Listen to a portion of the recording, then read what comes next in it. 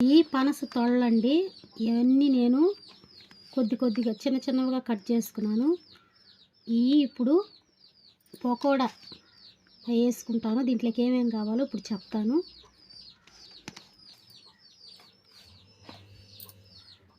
మీకు సరిపడినంత ఉప్పు, అల్లం తెల్లగడ్డల పేస్టు,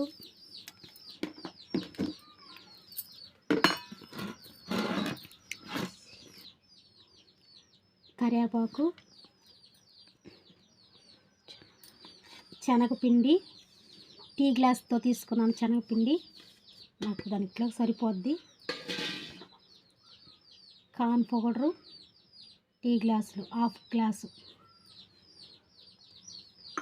ఇవన్నీ కలుపుకోవాలి. కొద్దిగా ఒక్క చిటికెడు వంట సోడా, లైట్గా నీళ్లు కొన్ని చల్లుకొని కలుపుకోవాలి.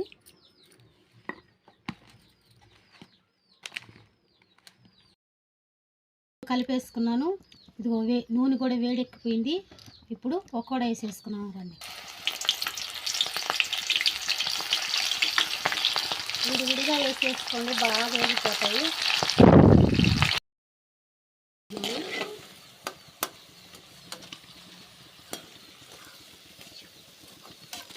దీనిలో కొన్ని 5 పచ్చిమిరపకాయలు కోసి వేసుకున్నాను. దీంట్లో మంచుకోను అవి వేగనిచ్చి దీంట్లో వేసేసుకుంటాను.